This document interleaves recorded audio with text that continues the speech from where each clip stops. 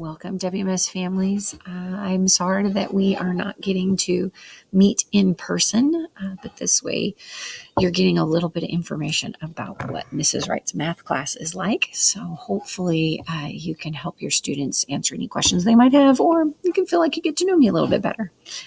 So here's some information just about me. Very important that you know that we're big Seahawks fans in the Wright house.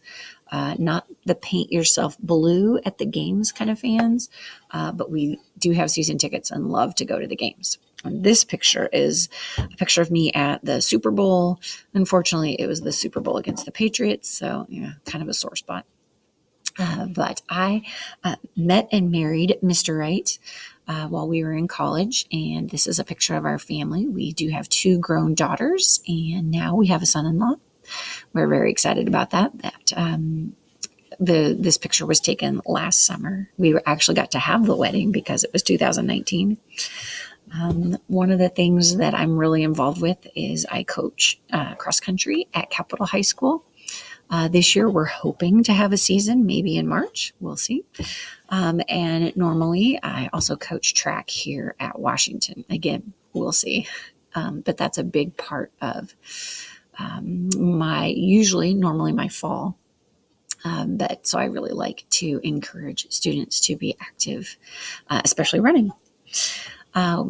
The Wright family has lived in Olympia since 1991. We moved here after graduating from college. We went to Western Oregon State College. Both my husband and I, that's where we met. And actually got married while we were in college.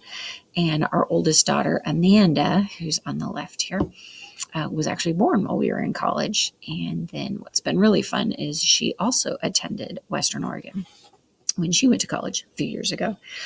And so Mr. Wright and I met on the cross country team, and our daughter Amanda also ran cross country for them. So that was really special.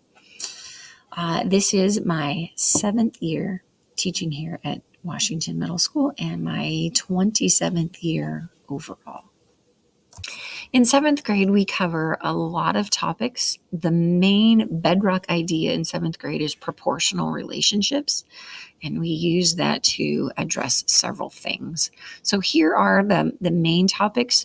The first 4 are the ones we are definitely going to cover well this year, and as time allows, we will then incorporate the other 4.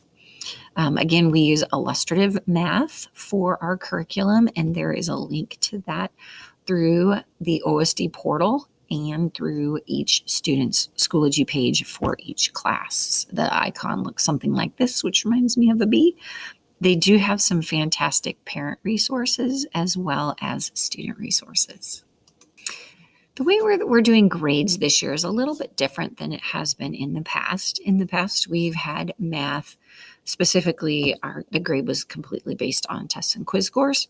That's really difficult to do during distance learning. So this year, we are going to have homework is going to be worth 1/3 of their grade, and there'll be about 2 homework assignments per week. And then 1/3 of their grade will be participation. And this isn't just participating in class Zooms. We realize that internet makes it not always possible to get into Zoom. So what I've done instead is for each class, I've made little videos and activities in response to those videos for students to do at their own pace. And that's how they're getting their participation points. So if they're not able to stay in class, they could still get credit for getting those things done. And then 1/3 of their grade will be their tests and quiz scores as we add those in throughout the year.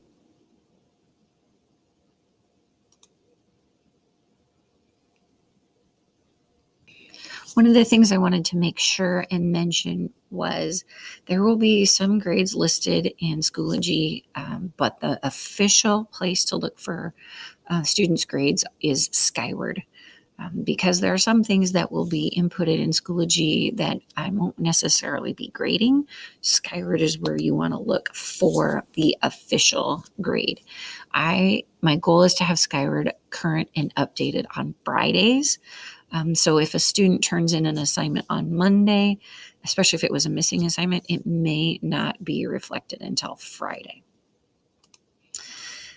So Schoology is where we're going to look for everything except for the official grade. So if you're looking for homework, looking for videos, tests and quizzes, everything's going to be in Schoology, and including if they're submitting assignments and maybe resubmitting assignments, it'll be through Schoology. So I wanted to thank Zoe Schofield. She gave permission for us to see her Schoology page because it looks a little bit different, the student view from the teacher view.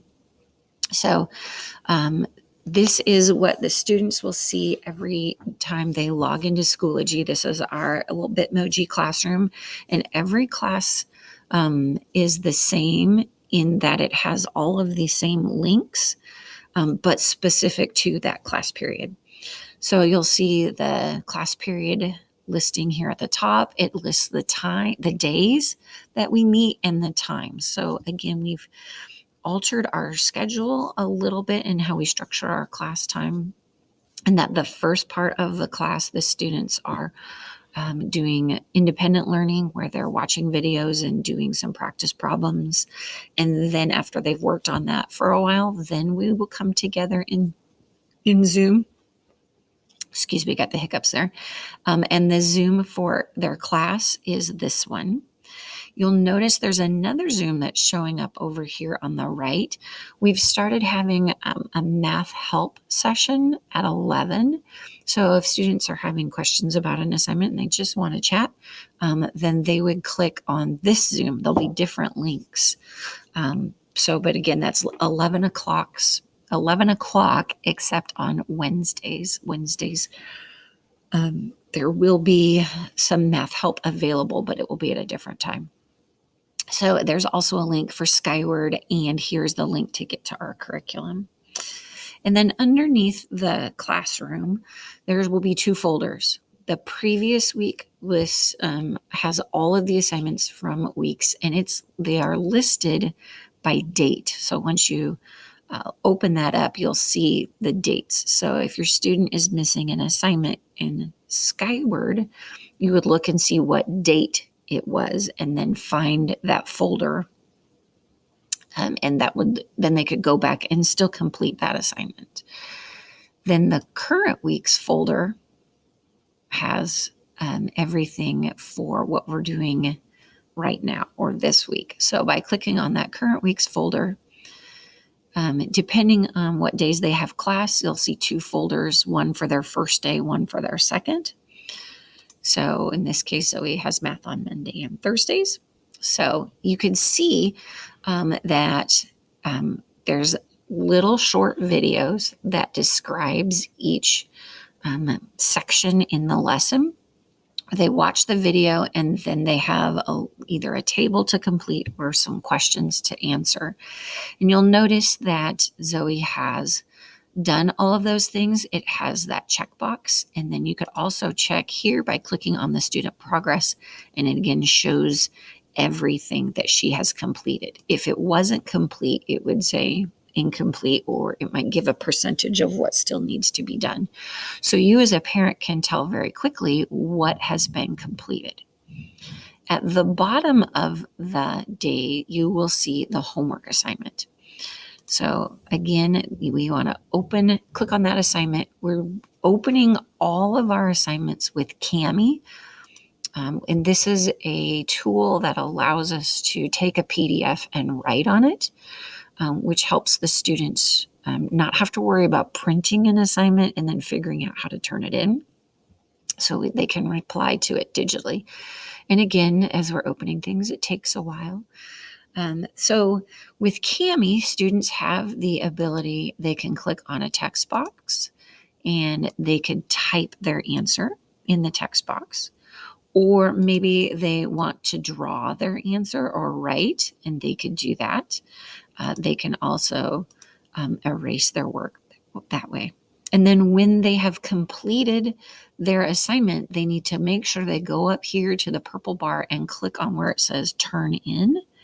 And this new menu pops up, and then they would click turn in again. And then it'll show them on their screen that they've turned it in or not. If a student needs to resubmit an assignment, they would go through that same process. and it would then save both versions, and so that I could see them as the teacher. All right, so that is the basics of Schoology. I know there's a lot of information there, and there'll be different things added throughout the year, but that's the basics that the students will be using and that will help you as a parent as well. Again, if you have any questions about their Schoology, maybe have your student give you a little tutorial and have them show you how things are going. One of the questions I'm getting asked a lot is, how can you as a parent help your student be successful during this pretty interesting, crazy, whatever word you want to put there, time in education? And I think it's really important as a family to really celebrate the positives. So when you have a good day, and it could be, hey, you logged into all of your classes today. Great job. Celebrate. Lots of praise for doing the right thing. I know it's hard. I know it's difficult. I know kids are getting kicked out of Zoom because of internet issues. So just really celebrate those the little victories, I guess we could call them. Something that's really helpful for students is to create a schedule for them, whether it's, you just type it out, draw it out, whatever. It's like, so on Monday, you have these classes, you need to log in at these times or go to Schoology at this time, and maybe create a space where they're going to do their school work or school time and post that schedule nearby that. And I don't know about you, but it helps me to print it out. I have multiple copies in different places. I set alarms on my phone to make sure I zoom into class on time. Just all of these things that we could do to help them create that schedule and that help them to get the timing down. Be sure to ask your kids, what do they need help with? It might be, I am struggling with email, or I'm struggling with remembering to check things. Just if you ask them what they need help with, then that also helps you guys create a dialogue. Hopefully alleviate some anxiety and stress before it gets to the breaking point. Encourage students as they have questions to become to advocate for themselves more, in that encourage them to email their teachers. You can, as a parent, go ahead and shoot me an email saying, hey, I just want to let you know my child is struggling with this, but also encourage them to do that as well, because it just helps them to take more ownership in their learning. Another thing as a parent you could do is to check Skyward. I would say weekly. Remember, each teacher updates on a different day. Friday is usually my day to make sure that everything's current and updated, which means if a student turns in an assignment on Tuesday, it probably won't get recorded until Friday. But be checking it regularly so we don't get surprised. I will probably continue a pattern of sending out emails if a student's missing more than one assignment, or just to let you know things are current and updated. And then something that the office is asking us to remind you, if you could remind your kiddos to, when they log into their Chromebooks for the first time that day, make sure they log in through the OSD portal. That's how the district is taking attendance. They'll be asked a question or two where they answer thumbs up, thumbs down. And this is how they're recording attendance. If they don't log in that way, that's what's generating a lot of robocalls, because then it's like the student wasn't there. So please make sure that you remind them to go log in through the OSD portal. So again, I wish we were meeting in person so that we could see each other face to face. If you have questions, please reach out. Emails, obviously, probably the best way to get a hold of each other during this time.